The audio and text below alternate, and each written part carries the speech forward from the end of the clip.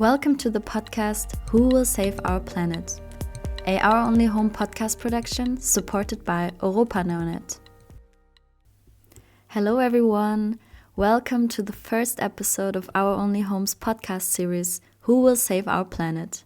During the following months, we will talk about inspiring NGO projects and European citizens initiatives that work on making our world more sustainable, increase equality, and protect nature. In the first episodes, we will look at two specific initiatives that were quite successful and will hopefully change the lives of many animals and people for the better. But more about that later. If you are thinking now, I've actually never heard about European citizens initiatives, don't worry, I'm going to introduce it to you. In today's episode, I'm going to talk about the ECI mechanism, what it actually is, how it came about, and I will introduce some ECIs that have been successful or are currently running. But first, a little bit about myself. My name is Sophia and I work for Our Only Home. As head of media and communication, I am in charge for this podcast project, writing articles for the website, and finding out more about exciting NGOs and their work.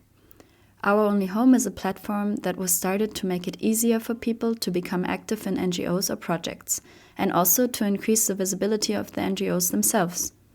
On our website, you can find information about NGOs and their projects, so you can see in a structured way who is engaging in the topics you care about.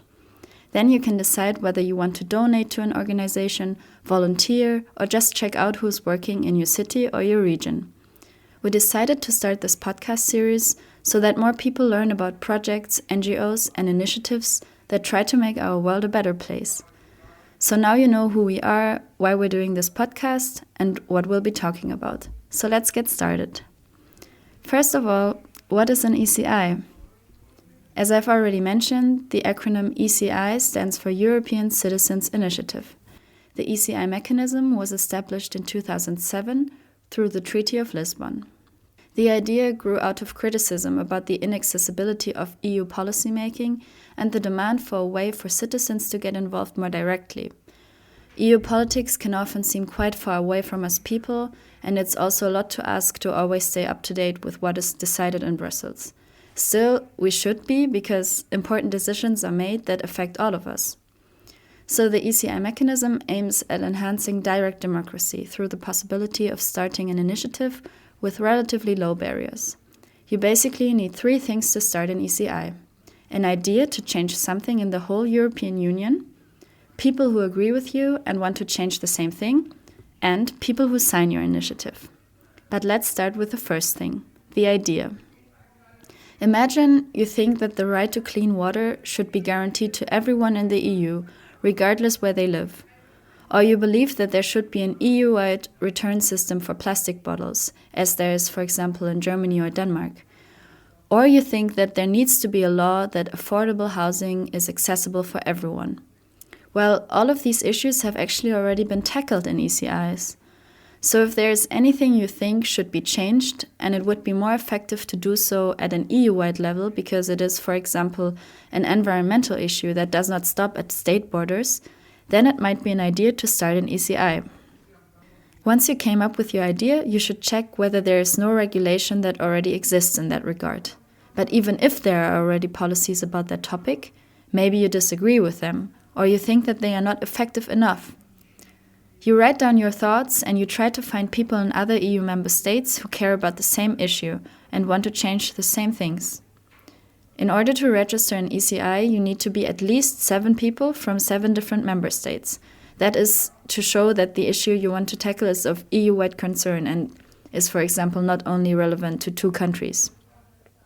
So once you found your ECI companions, you can register the initiative at the European Commission. To register it, the idea has to be as developed as possible because the Commission is not obliged to register every initiative.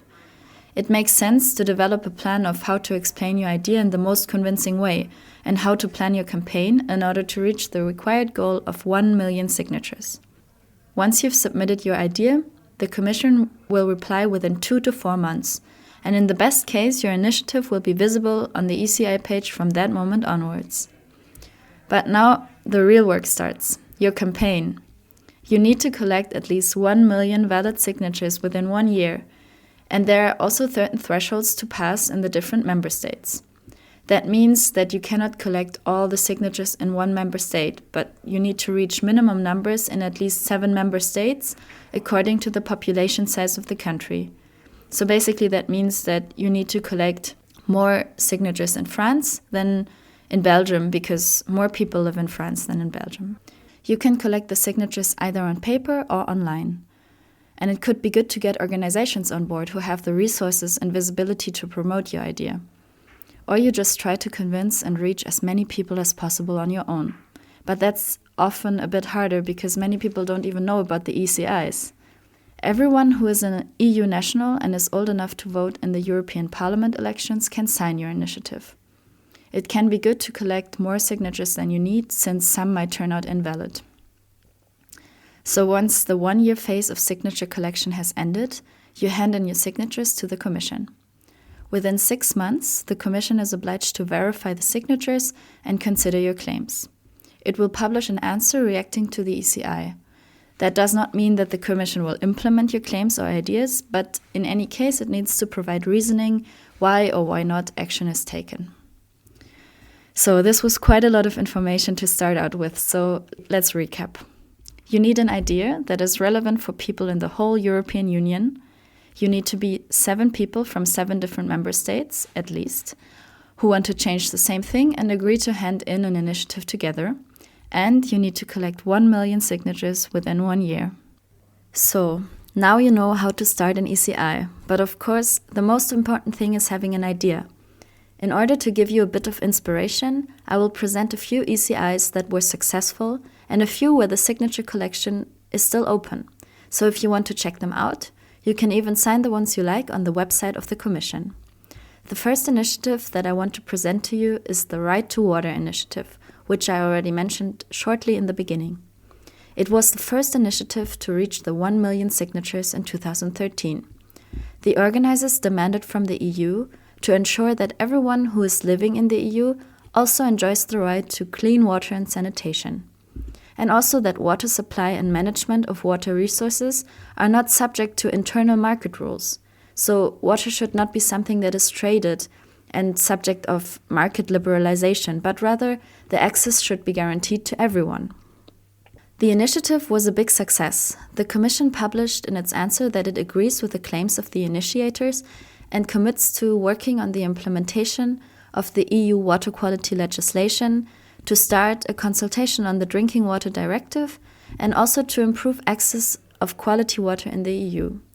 Thirdly, the EU also committed to working on the introduction of a more structured dialogue between stakeholders in the water sector to make it more transparent. But this was all in 2014, so what has happened since then?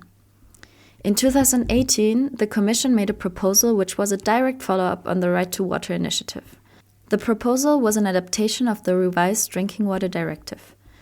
The directive will ensure safer drinking water for all citizens of the EU and ensure that the water that is consumed is of the highest quality.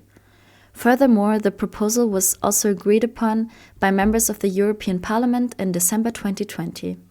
The new agreement includes the control of tap water, drinking water resources, and distribution systems to make sure that all of it is free of contamination. So this shows that this first successful ECI has actually brought important changes for all of us that affect us on an everyday level. The second initiative that I want to present to you is the Minority Safe Pack initiative, also a very important initiative. The Minority Safe Pack initiative demanded to improve the protection of persons belonging to national and linguistic minorities within the EU, and to strengthen cultural and linguistic diversity in the Union in general. The EU is home to over 60 regional or indigenous minority languages, which are spoken by 40 million people, so actually a lot of people are concerned. The initiative therefore wanted the EU to propose a set of legal acts to improve the protection of persons belonging to a national or linguistic minority and to strengthen cultural and linguistic diversity in the Union. They wanted the EU to include policy actions in the areas of regional and minority languages, education and culture, regional policy, equality, and so on. When the Commission published its answer, no legal acts were proposed, and instead, the Commission referred to already existing policies that have been amended and will further support the goals of the initiative. For example, the Charter of Fundamental Rights, which is in place to uphold the rights of persons belonging to minorities. Furthermore, the Commission mentions the Union of Equality Plan, which includes the protection of rights of minorities.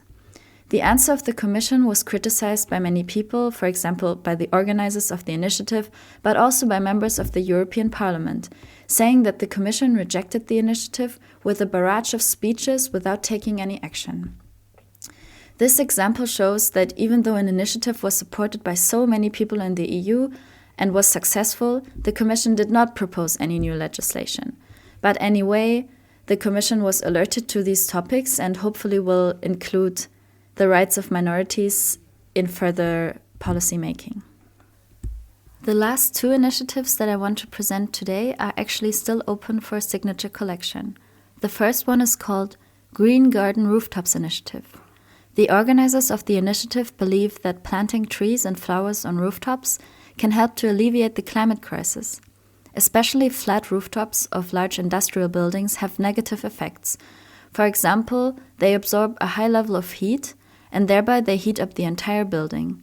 And the building then has to be cooled down for the people who work in it. So ultimately this also contributes to the greenhouse gas effect. Therefore, the plan of the initiators is to transform the rooftops of large industrial buildings into green garden areas that can be used by birds and other animals, and also thereby help to fight against the climate crisis. And as a plus, this would make our cities look a lot nicer. Often, industrial areas are just very gray and boring, and some color could help to make our cities look nicer and at the same time do something against climate change. I think this is a really nice initiative, and if you agree, you can still sign it until the end of May 2022. The last initiative that I want to present today is called Call to Action: Environmental Protection in All Policy Areas. I think this is also a very important initiative because it's also tackling climate change. Climate change is endangering us as humans as well as the whole planet, and we are responsible to stop the destruction of our Earth. This initiative demands from the EU to propose a legal act that would assure Europeans that their national authorities are taking into account environmental considerations when introducing new or amending existing policies. So that means that every time a government introduces a new law, it needs to make sure that it is in line with environmental standards, not creating more harm or contributing to further global warming. Since fighting climate change requires effort in all policy areas and also in all areas of our own lives, the laws and politics must be in line with that. I think this is a very important initiative if we want to tackle climate change effectively and also in every EU country. And it could also serve as kind of a protection when your own national government goes against any environmental friendly laws. So it would be against EU law and they could be held accountable by the Court of the European Union. This initiative is still open for signatures, and I think every person supporting this cause counts. So if you agree, you can still sign it on the website of the European Commission until December 2022. I hope this episode has sparked your interest in the many cool ECIs that are out there, and maybe you've even gotten inspiration to start your own one. In the next episodes, we will dive deeper into two specific ECIs, the End the Cage Age initiative and the Save Bees and Farmers initiative, which were both successful recently. I will talk to experts in the field about political changes for farm animals, insects, farmers, and many people in the EU. So I hope you'll join me again. This podcast is supported by Europa Neonet. My name is Sophia, and if you have any questions or comments, do not hesitate to contact me on sophia@ouronlyhome.eu.